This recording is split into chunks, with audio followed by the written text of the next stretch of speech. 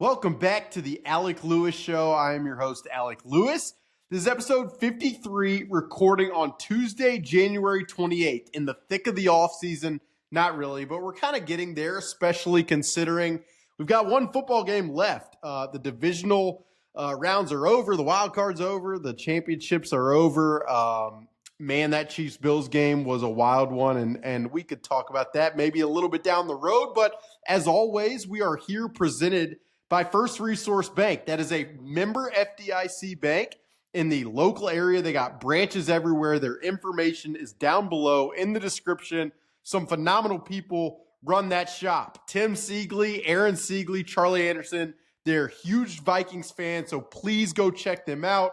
You can sign up for an account with ease. They've got great online banking. I've got zero complaints with my account, so you guys shouldn't either. Today on today's episode, I took some questions on Twitter, so we're going to do that. But I'm really going to lead off with a story that I wrote at The Athletic for Tuesday, where I kind of just gave a 10-step plan for the entire offseason. Now, not everybody agreed with all 10 steps, and that's totally okay.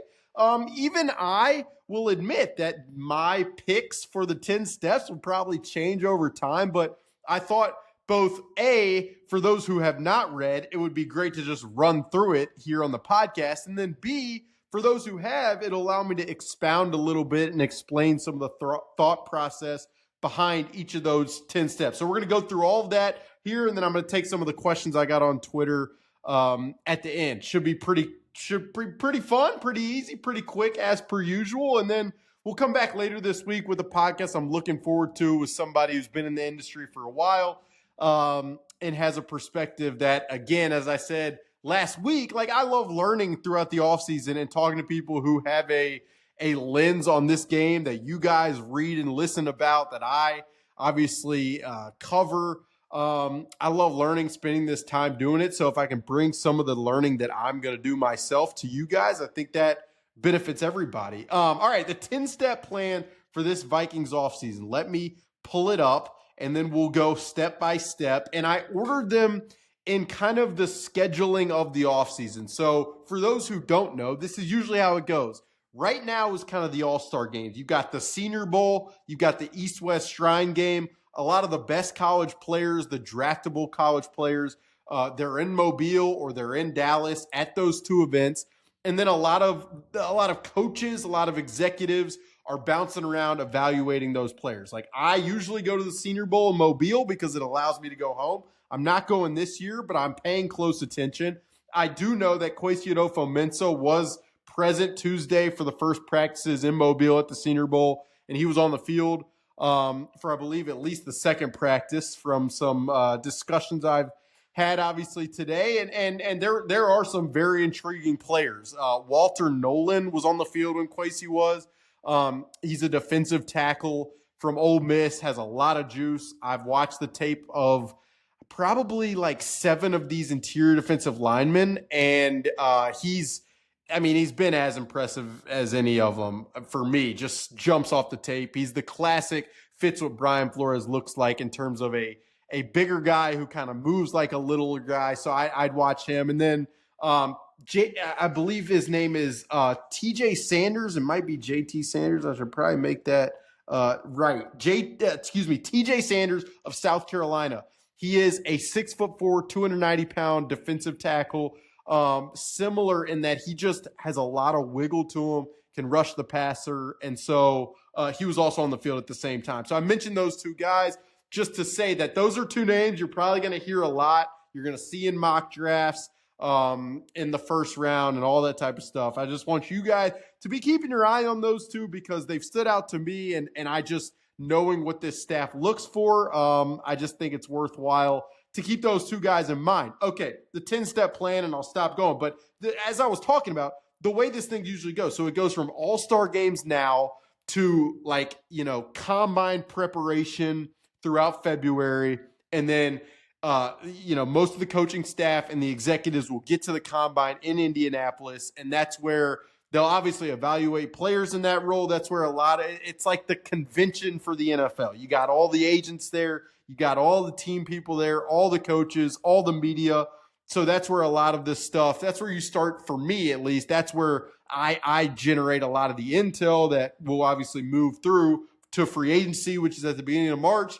And then that obviously leads into the draft. So that's the process that we will go through over these next few months. And I wanted to order this 10 steps in conjunction with that process. So I started here. Number one, I said the first step, cut Ed Ingram and Brian Asamoah. So the Ed Ingram one, to me, is the more obvious one, the one that will be talked about a lot. Ed Ingram, I believe, is owed his cap for 2025, just so I can be very specific with you guys, is around $3.7 million. And so, I mean, I think we all know that the odds that Ed Ingram is starting at guard for the Minnesota Vikings in 2025 are as close to minimal as you could get. And if the Vikings were to cut him, they could save potentially $3.3 million in cap space. And that's no small amount. I mean, $3.3 million is good enough to probably revamp some special teams. It's probably good enough for a chunk of a guard or a chunk of a cornerback, or maybe even a lower level cornerback. I mean, there are a lot of things you could do with $3.3 million. And though I do think guard depth is important, the Vikings are supposed to be on the books for $3.9 million for Blake Brandel. So he's probably the more sensible backup guard option, considering just what this staff has thought about him. I also, having talked to people inside the building, going back months, even into the season, going back into the season, I remember having conversations about people who were open to the idea of Walter Rouse, who was a late round draft pick from last year out of Oklahoma, potentially playing guard. So if you chew him in as potentially a backup guard, then you probably don't need a slot for Ed Ingram. And so that's a roster spot. Now, I included Brian Asamoah in that because if you were to cut him, you could save around $1.5 million. And that would be more about just having an extra roster spot than a guy in Brian Asamoah, who was good on special teams. And he played a role on special teams. I just think from a linebacker's perspective, the odds that Brian Flores, who has played him minimally over the last 2 years, would end up committing any type of real level of confidence to have him play a meaningful defensive role at this point is pretty small. And then I feel like you could use that $1.5 million to find a guy who might occupy a better spot, and then just have another roster spot for an undrafted guy, given the success they've had in that realm. That just makes sense to me. So that's step number one. And I wrote this, but the Vikings right now, if you look at over the cap, which is the best public estimate we have for a team's cap space, they have around $58 million. I've had people ask me, well, Alec, why did I see that figure at $78 million? Well, that might be because some of these public cap estimates don't take into account some of the dead money that might happen, contracts that might void. This stuff it's a lot of jargon. It's very complex. I don't want to get bogged down in it because I like having fun, and that's not always the most fun aspect. But I'd say the starting point, how we should all be thinking about it, is around $58 million. You can round up and say 60 if that's easier. But I'm being specific, so 58. So if you were to cut Brian Asamoah and Ed Ingram and generate an extra $4.5 million in cap, that probably brings you up to, you could just say, around $65 million in cap space, which is like top 5 in the NFL among teams for this upcoming offseason and what they have available to spend. So that was the first step. To me, the Ed Ingram one, it feels, I don't want to say it's expected because I don't want to go that far, but it would make sense is what I would say. The second step in the 10-step plan that I wrote on Tuesday at The Athletic, and I wrote more underneath each of these subheads of the step. So if you want more analysis or more detail, more numbers, I recommend going to check that out at The Athletic. But number 2, extend Josh Matelis, Josh Oliver, and CJ Ham. Now, the first 2 are different than CJ Ham. So I'm gonna begin with Josh Matelis and Josh Oliver. Josh Matelis, he's going to be 27 years old. He's got 1 year remaining on his contract. To me, it's kind of a no-brainer given that Brian Flores is likely, obviously, to still be the defensive coordinator and how much he likes Josh Matelis. Josh Matelis is a captain. He's a leader in the locker room. Extending Josh Matelis it's not going to cost you a ton. It's going to keep a guy who's still fairly young and who's productive and a pivotal piece in the organization. And it might even smooth the cap over more for this year to provide more room. So to me, fairly a no-brainer. Now, Josh Oliver, I'd say like the external thought probably like from fans is like, what is Josh? I mean, does he really? But I'd say Josh Oliver has played a pretty big role in the blocking phase as an inline tight end. And I thought last year he showed more than he had previously in terms of his pass catching ability. And so he's another young-ish guy under 30. You don't really see him like falling off a cliff, and he's not going to cost you a ton. And I think being able to extend him, again, it just smooths the cap over a little more for this year to give even more room to build what they'd like to build, I think, going forward. So that's why those two are part of the second step of my 10-step plan. Now, the third, CJ Ham, I mean, it becomes a question of like CJ Ham's value. CJ Ham, it has a cap number for 2025 at like $3.5 million. I mean, that's not nothing. So, I mean, really, the first question is like, how valuable is CJ Ham to this team? Well, I think that's a question in terms of offensively. It does allow them different personnel groupings. They can be in 21 personnel. Now, I know his value really mostly over the last two seasons has been as like a pass protector on late downs. He's done a great job in that, but is that worth $3.5 million? I think you could debate that, and probably internally, they would. CJ Ham, I mean, I mentioned it allows them some personnel. They can be a little more creative offensively with different formations. I mean, they've used 21 personnel last year at 15% of offensive snaps. That's fairly high in the league, but I mean, we could argue and go back and forth in terms of the success they've had on those snaps and how much that's really helped the run game or not. CJ Ham has also played a role on special teams. He is revered internally. He was the Walter Payton Man of the Year nominee, and so it'd be interesting, and I'd be fairly surprised if the team like moved on from him. So how else could you kind of, keep him around but not be paying him $3.5 million? I think the answer to that is either a restructure or an extension.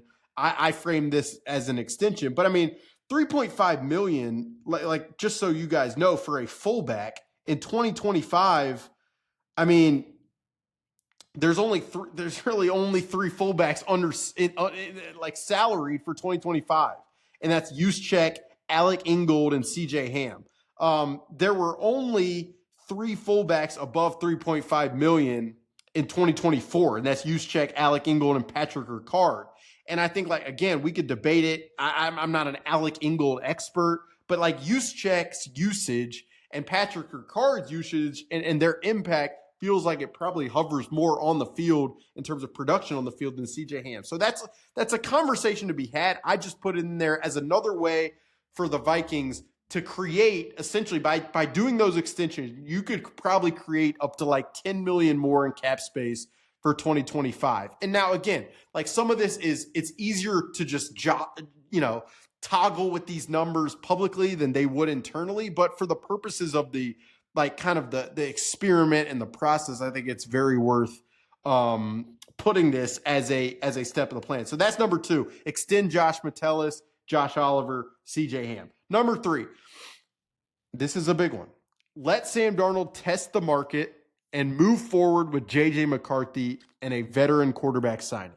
So this step has different aspects to it. The first one is, what is J.J. McCarthy's health, and how close does this staff, coaching staff, Kevin O'Connell, Josh McCown, Grant Yudinsky, Wes Phillips, how close do they feel J.J. McCarthy is to playing? They feel like he's fairly close, and I'll tell you, I mean, I definitely in training camp last year, as he was progressing, and after the Raiders game and what he showed in practice, I mean, they were going to give him a considerable amount of snaps in joint practice in Cleveland, and that was going to go a long ways to the ultimate evaluation of his readiness. And speaking to people last year, they were never going to pull the trigger in terms of starting him until everyone in that building was very convicted that it made sense, because he's a young guy.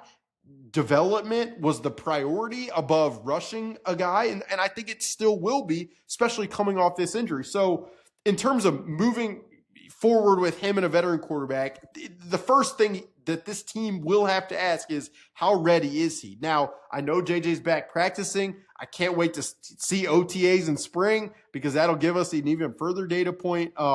Does he have to put on weight? Like, yeah, he probably does, but he probably also had to lose weight to be able to rehab the knee the way he has. So, and he was able to put on weight. I believe he got up to like 220 pounds last year at the combine. He's a young guy, but I know the commitment of this guy. So that stuff just doesn't really worry me. So I think the first aspect of this step in the plan is that, like, how ready is JJ? The second aspect is, what is Sam Darnold's value going to be? And I think if you talk to people in the industry the way I have about this quarterback class in the draft, like, you'll hear a lot that potentially all 6 of the quarterbacks selected in the top 6 last year would have been selected before Shedeur Sanders and Cam Ward. Now, I think there are some people who would argue, well, what about Michael Penix, Bo Nix, even JJ potentially? But you're going to hear a lot of people who will say that these quarterbacks this year in the draft would not be in the top 4 of last year's top 4 quarterbacks. And then the free agent quarterback class, it's not exceptional either.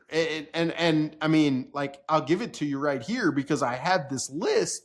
This free agent quarterbacks class, it's Zach Wilson, Trey Lance, Jacoby Brissett, Marcus Mariota, Drew Lock, Andy Dalton, Jarrett Stidham, Justin Fields, Russell Wilson, Jimmy Garoppolo, Mac Jones, Jameis, Josh Dobbs, Cooper Rush, Taylor Heineke. Sam Darnold is you definitely believe in Sam Darnold more than most of those names. Now, Aaron Rodgers, we'll see what happens in New York. Does he sign there? Does he want to keep playing? Like, if he's in the free agent market, I think obviously things change, but Sam Darnold is due for probably a pretty sizable contract, considering the draft class of quarterbacks is not phenomenal. And the free agent class of quarterbacks, it's hard to probably argue against him being the pinnacle of that free agent class. And so, the question in terms of Sam Darnold is going to be what is the value for him? Now, there is a tangential conversation to be had of, do the Vikings franchise tag him to be able to trade him for a draft pick? Because would another team be willing to trade a draft pick to ensure that they have his services? And a team, just because the Vikings franchise tag Sam Darnold doesn't mean another team has to pay him on that tag. So, like, they could be creative in terms of, trading for him and then creating a contract that fits their cap and Sam Darnold's want. So that is a possibility. And then the question the Vikings would have to weigh is, what is the draft capital in return? Is that more worth it than potentially letting him walk and receiving a comp pick? Those are questions. But the third prong aspect of this is, well, Alec, okay, you're moving on from Sam Darnold. JJ McCarthy, we'll see what happens, but they're going to need another quarterback, right? And the answer is yes. And so who would it be? Now, the obvious response, immediate response, is Daniel Jones, because he was in the building, because he knows this team and they know him. He knows the staff, they know him. He has a jump start in the system. And so all that stuff is integral. I think if it's not Daniel Jones, the 2 names that I thought are interesting, and this is not with Intel, but Justin Fields, to me, is just an interesting player in that he's a young guy who, I don't know if he sees the field exceptionally, but he's really athletic. He would definitely help the run game. There's no question about that. And then Jacoby Brissett, just given his experience and like his ability a little bit to play in a rhythm and timing based system. To me, if you give Kevin O'Connell Jacoby Brissett, is it phenomenal? It's Jacoby Brissett, but does it raise your floor? I think it would in some capacity. So that's the third step of the plan. Let Sam Darnold test the free agent market and move forward with J.J. McCarthy and the veteran signing. Now, the addendum to that is maybe not let him test the free agent market. Maybe if another team's willing to trade you a 4th-round pick or a 3rd-round pick to make sure they get him as opposed to him hitting free agency after you sign him to the franchise tag, then that would make sense as well. Number 4, re-sign running back Aaron Jones. Now, I mean, this one is arguable in a lot of respects. Like Aaron Jones, I mean, the reality is he had 1,500 yards from scrimmage in 2024. Now, was he dynamic all the time? I wouldn't say so. Was he injured throughout a lot of the year? Yes. There was hip stuff. There was hamstring stuff. He battled through a lot of that. Did that affect the run ability at certain points in the games? Yes. Did that affect pass concepts at certain points? Yes. But he was available for every single game, and I think that's notable. The reason I say re-sign him is this. The other free agents forthcoming are Najee Harris, Alexander Madison, Javonte Williams, J.K. Dobbins, Kenneth Gainwell, Kareem Hunt, potentially Miles Sanders if the Panthers cut him. Now, I could understand if someone's like, well, I like the idea of paying Javonte Williams, a younger guy who's coming off an ACL, who might respond, pay him like $3 million as opposed to Aaron Jones $7 million. Like I can totally understand that. Now, I'd have to do study in terms of Javonte Williams' locker room fit, his pass protection, which Aaron Jones was very good at, his ability to catch, all that stuff. Like Aaron Jones, though the durability is a question mark, he checks a lot of boxes, both when he's on the field and off the field in the locker room. And the other aspect, I don't say re-sign Aaron Jones. Like, I don't even know if he is the lead back by the end of the season, because I think this team will and absolutely should prioritize selecting a running back, whether it's, I mean, if the best player available in the first round is a running back, I mean, I'm not going to scream about it because you saw what Jahmyr Gibbs has meant to Detroit. And I just think every player in every situation is itself. Now, do I think they need to draft the trenches first and foremost? Absolutely. They've drafted 4 defensive tackles since the turn of the century when I was 3 years old in the first round. Sharif Floyd, Chris Hovan, Fred Robbins, and Kevin Williams. That probably needs to change. That's why at the very beginning of the podcast, I mentioned Walter Nolan and TJ Sanders. So let's just make that very clear. But the point is, I think drafting a running back is almost an absolute. I mean, you could take that to the bank in terms of this is a phenomenal running back draft. There are, I mean, I've heard some people say like they're up to like 30 guys who just make sense as being draftable. Guys you can find in the 3rd round who could potentially be starters. So re-signing Aaron Jones does not mean that I think he's a starter full-time all season. Now, even as I say that, I could fully understand, well, if he's not going to be the full-time back, then why wouldn't it be like a Javonte Williams at a lesser cost? I can understand that, but I just said re-sign Aaron Jones because that's what I thought looking at the entire free agent class. So that was step number 4, re-sign Aaron Jones. Step number 5, sign free agents Tevin Jenkins and Will Fries to revamp the interior of the offensive line. Now, the immediate response from a lot of readers was no. I don't like risks. Tevin Jenkins isn't durable. Will Fries, believe he just broke his tibia last year, so I'm skeptical about him. I mean, a lot of the readers are like, Alec, can we just end the conversation and sign Trey Harris? The answer to that, Trey Smith. Trey Smith, the right guard for the Kansas City Chiefs. Now, Trey Smith, the right guard for the Kansas City Chiefs is easily one of the premier free agents on the market. I mean, he is going to be sought. Like, I believe the top of the right guard market is like $20.5 million. Like, Trey Smith is probably going to covet somewhere around that, if not the top of the market. He's young. He's like barely missed a game in 4 seasons with the Kansas City Chiefs. He's good in pass pro. He's good in run blocking. I mean, this guy he's going to get paid for a reason. That's just you get what you pay for. Nothing's a guarantee, but I mean, he's as close to it as possible. Like if you know Kwesi Adofo-Mensah, you know that like what are the odds he wades into the elite pool? Like, I mean, he's a guy who thinks a lot about where you're buying certain players in the market. So I say that, but I also want people to know, like they were in and interested in Christian Wilkins last year, defensive, who ended up signing with the Raiders for a lot of money, and the Vikings, from what I know, they were willing to go to a place to try to make that happen, and they paid Jonathan Grenard a good amount of money, so it's not like they're not going to be willing to go there. I just know there are going to be a lot of suitors in that market. The question I would ask is, like, would you rather have one elite, no questions asked, but it's not like a full guarantee? You might have 60% confidence that this guy's going to be a stud. Or would you rather have potentially two players, both with reasons to ding them and potentially the durability and questions to ask? Two players at two different spots. That I ended up going with the latter. Tevin Jenkins, I mean, like I said, he has struggled to be durable in Chicago when he's been healthy. He's had very good stints.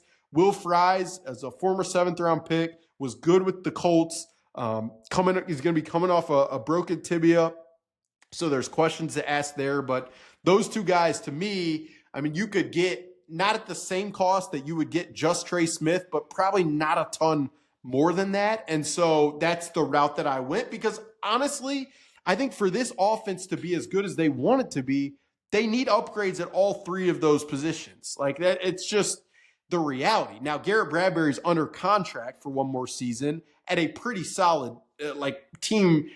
It's a solid number. It's not gonna crush you if you're the team.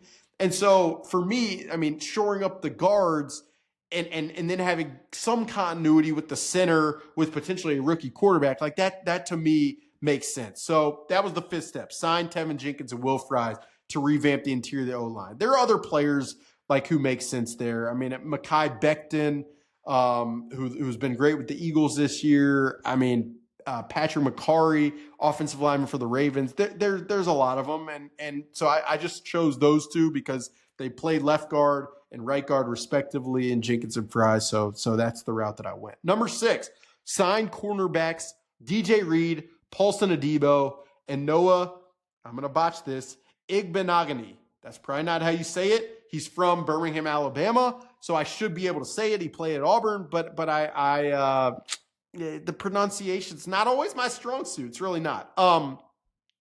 So, I mean, look, Byron Murphy Jr., Stephon Gilmore, and Shaq Griffin are all projected to be free agents. Byron Murphy Jr. had a phenomenal year. I believe he had 6 interceptions.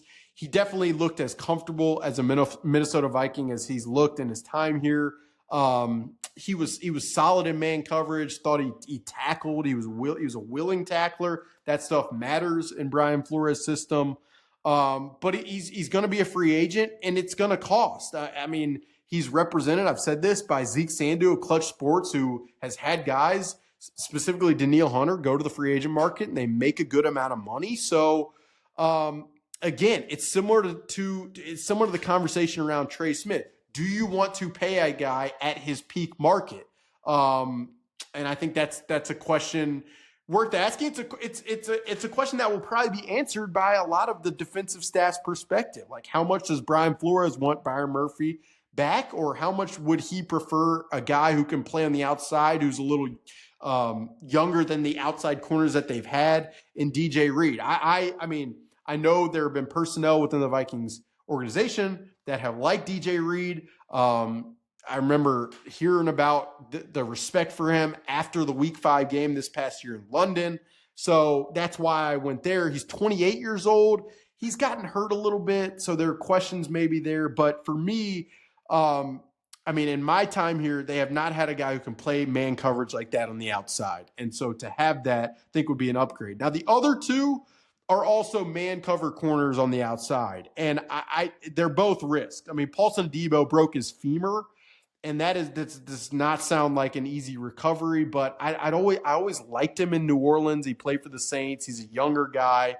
And Kwesi Adofo-Mensah has not been afraid to take flyers on guys coming off injury. So depending on the cost there, I mean, that would be interesting, but I mean, you just imagine if the recovery from the broken femur goes well and he can come anywhere close to the production that he had in New Orleans prior to the injury, and you pair him with DJ Reed and then potentially Mekhi Mekhi Blackmon in the slot. I mean, you're talking about a much stickier, more fluid, more athletic, younger, explosive secondary that can play more man coverage, that gives this defense a lever to pull that they just have not had over the last 2 years.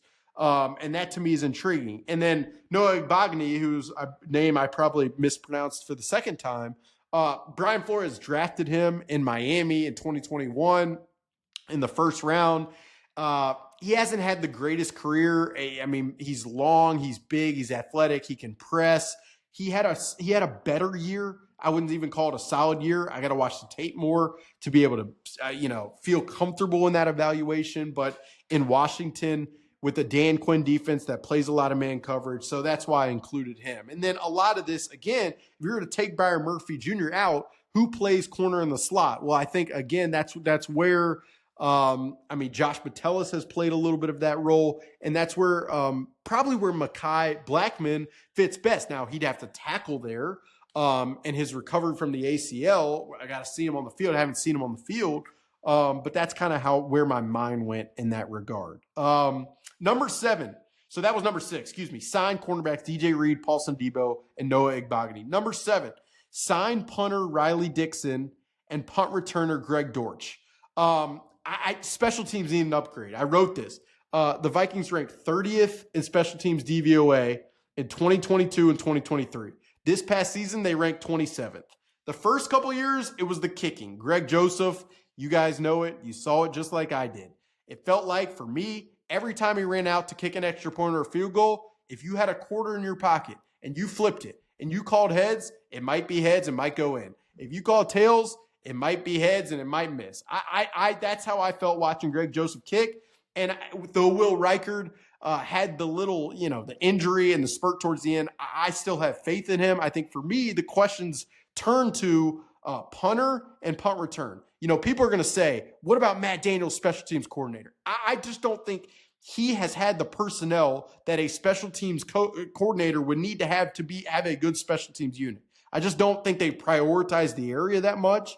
And so, to me, that's why I wanted to put it in my 10-step plan. Riley Dixon punted effectively for Denver. He's a free agent. And then Greg Dortch is a free agent.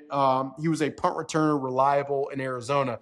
Just provides more juice than Brandon Powell. Like, Brandon Powell got nothing but good things to say about his whole career. Really, he's never been handed it. And he's produced, but I just don't think he is an impact player at all. I don't think he creates any hidden yardage in that phase, and so a guy like Greg Dortch to me would.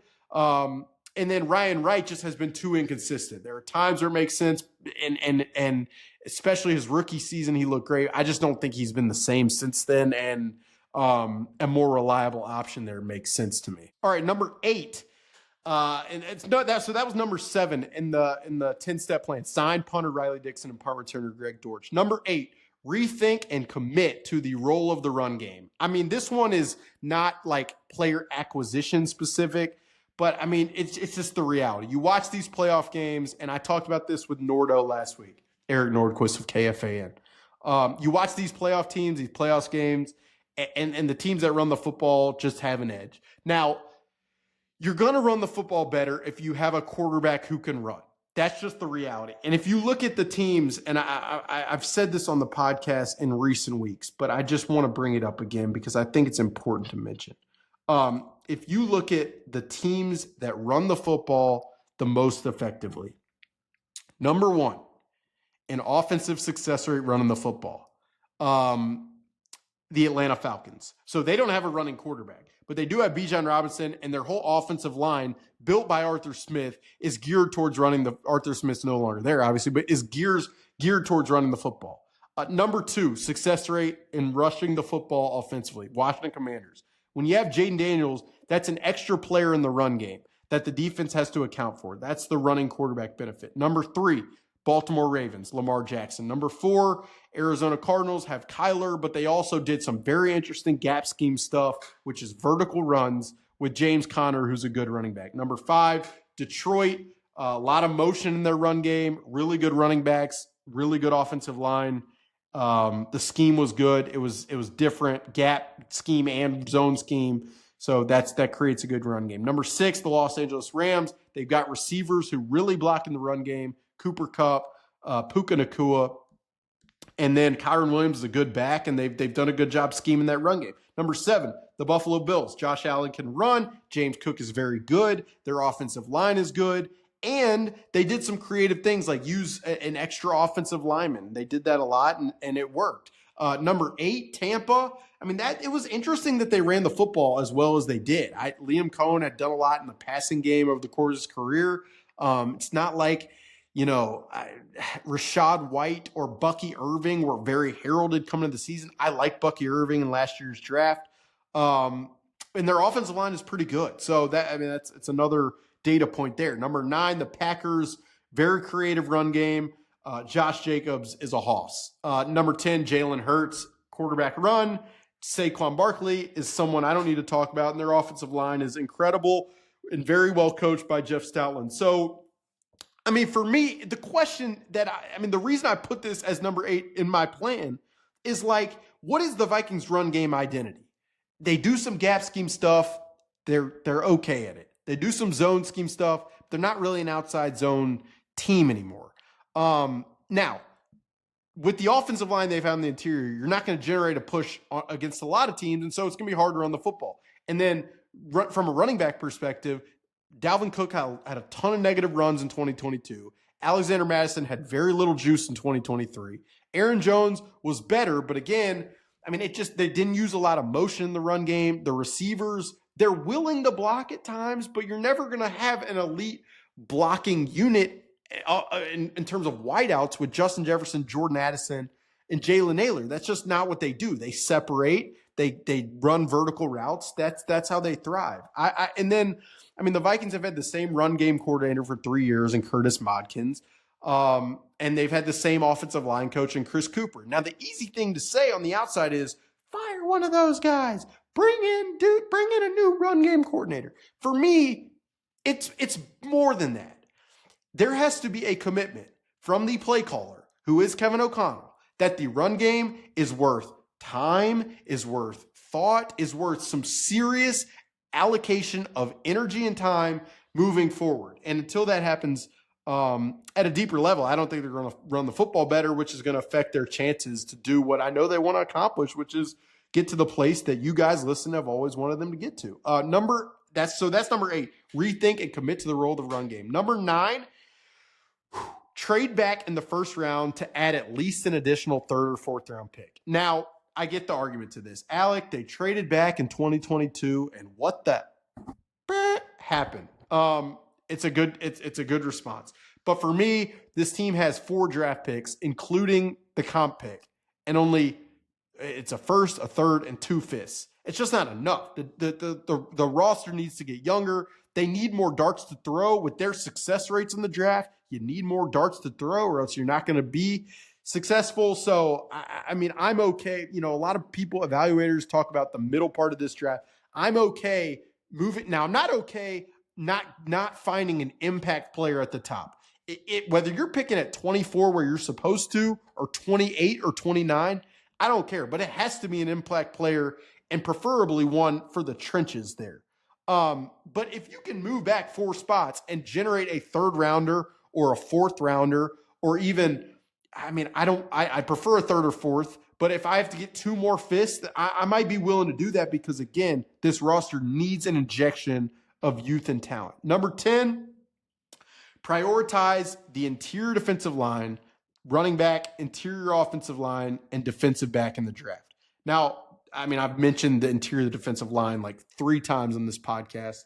The names like Walter Nolan and TJ Sanders are guys I would just keep an eye on. Running back, to me, there's, like I said, I've already said that in this podcast. There's so many good ones, but that position has to. It's time. Whether it's someone at the top like a Caleb Johnson, or whether it's the middle part and you're getting a Miami's Damian Martinez, or Kansas State DJ Giddens, or Georgia's Trevor Etienne. There are a lot of options. It just feels like you got to pull the trigger on one of those guys. Woody Marks of USC, I've always liked him.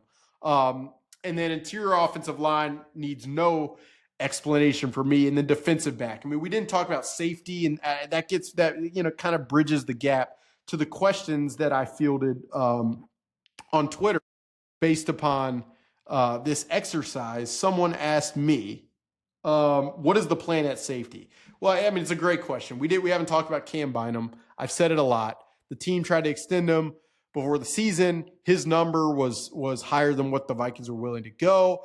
Can they come back to the table and find a deal? They could. I mean, that's always a possibility. But would I expect a guy who can hit free agency to do that, to generate as much money as you can in a career that is a very short window? That's kind of the expectation. And so, if Cam Bynum signs elsewhere in free agency, then the question's obviously, well, what about Harrison Smith? Is he going to come back? Well, Brian Flores being back, I think, has a huge role in that. Harrison has always said if he feels like he can play at the level that he's played at, it's going to be really hard to walk away. I wouldn't be shocked to see him come back. And then the question would be, well, can Theo Jackson play the deep half? I'd want to see it. Like, he's one of the guys, we always talk about development and like a Dwight McGlothern. Would I have enough faith? Because the defensive coordinator has to have enough faith to be confident that if you put that guy on the field, they're not just going to blow a coverage. Dwight McGlothern, while I like that guy's trajectory a lot, I don't know if I'd have that faith. Theo Jackson, I feel like at this point, he's kind of proven that he's deserving of it. So I don't think you're going to, like, we think of these things traditionally as two deep safeties. I don't think you're going to see Josh Matelis as one of those deep safeties because that's just not his strong suit. He is better in the slot, in the box, kind of quasi linebacker. So, I mean, who knows? If Cam Bynum leaves, I mean, maybe the strategy is allocating a lot of the money instead of a DJ Reed to a Javon Holland. And then you mix and match at cornerback. There's a lot of ways to skin that cat, but we'll see. I think it begins with Cam Bynum and Harrison Smith. And then you for me, that's an Indianapolis combine conversation of, so do you feel like, could that be in play? Javon Holland, who played with Flores in Miami, those are conversations down the line. Let's see here. Other questions to ask. Ben Craig, how would you evaluate how the undrafted free agents developed this year? Which ones have you observed or heard about that could contribute more next year? I mentioned Dwight McGlothern. I think at cornerback, like, will he begin the season as a starter? That would probably surprise me, but could he be a depth option throughout the season? That would not surprise me. So he's one of them. Levi Drake Rodriguez, I need to see more of. I thought the fact that he didn't play a ton was an indication, similar with Dwight, that it just needs more time. And it shouldn't be a surprise. This guy's coming from a very, smaller background. It takes time. Now, Jalen Redmond, I mean, I know he's not an undrafted guy, but he was a sign. I mean, that guy I think is going to really factor in. Now, does that mean that they're not, because they have Jalen Redmond, they're not going to draft an interior defensive lineman? I hope not. But, I mean, for depth and just potential impact to mix and match on pass rushing downs, I really see him factoring in. Other guys in that vein, Taki Taimani had an ankle injury that really affected him, but I think, he fits in the Jonathan Bullard, Jerry Tillery, Harrison Phillips mold of just like John Gruden called them body snatchers, but they just eat up space in the run game. And so, those guys make sense to me. Let's see. Masaki asks, you already kind of touched on it in step 5, but while everyone has sights set on Trey Smith, shouldn't having one of the best offensive tackle combos already help with interior O-line play? I know we need upgrade development there, but I don't know if having a top free agent is the answer. I mean, yeah, I think the hope would be that tackle combo should help. But as we've seen, now I don't think people talked enough down the stretch about how leaky Cam Robinson was on the left side. Now, there was a lot on his plate to probably to stand one-on-one, but that guy gave up more pressures than any other tackle in the NFL this past year. And it's like for a while, I think the narrative just became like, wow, what a job filling in. But now again, he was dealing with tough situations because he was one-on-one, but I mean, it was not pretty down the stretch. And so, yeah, Christian Darasol's inclusion, I think, helps the left side 100%. But, I mean, you've seen there's a reason that guards are being paid more and more, you know, in the market. It's because more teams have the Jalen Carters of the world, the Chris Jones of the world, the Ed Olivers of the world, the Deron Paynes of the world, the Vita Veas of the world. You got to block these guys. And there's only so much the tackles can do, the Matabikes of the world. I mean, I could go on down the league of Dexter Lawrence, of these interior defensive specimens that require, I mean, as good of tackles you can have, you're going to have to hold up on the interior. And then I also think, I mean, like quarterbacks are best when they can step up in the pocket. And if you have to always be scrambling to your right or to your left, it's going to be very difficult. So that's what I'd say to that question. I got a question that is not football related that I'll end it on because I'm you know, we've run through it here, but was my favorite restaurant in Minneapolis. The answer for me, and I don't know if I've answered this before on the show, I love Sanju San in the North Loop. I might have said this before, like I said, but I mean, that place is spectacular. Never had a bad dinner there. And I take people who come in town there, but I mean, the pizzas are great. The pastas are phenomenal. The pork guillos is incredible. The service is always great. It's cool in there. One of the best restaurant playlists that I've been. So Sanju San in the North Loop, they do not sponsor the pod. But man, if there was a way to bridge that gap where I could, you know, go there and just pub it on the pod, I mean, move aside Jersey Mike's, I would do that. All seriousness, thank you guys for listening as always. That is the Alec Lewis Show, running through the 10-step plan for the Vikings offseason that I wrote over at The Athletic. If you want more of that or more succinct analysis, please go check that out on The Athletic. Going to have more stuff at the website both this week and into next week. Like I said, have a podcast coming later this week that I'm excited about. So appreciate you guys being here. As always, shows presented by First Resource Bank. That is a member FDIC bank in the local area. And if you have not, and you're watching on YouTube, hit that subscribe button. If you're listening on Apple, Spotify, rate, review, do all that good stuff. Follow us for future episodes. We will not be slowing down. The offseason provides a great time to study, to learn, to look forward, and I'm in the thick of it. So having fun doing the show. As always, appreciate you guys listening. We hit 2,000 subs on YouTube, which was phenomenal, and we'll be back later this week. That is episode 53 of The Alec Lewis Show.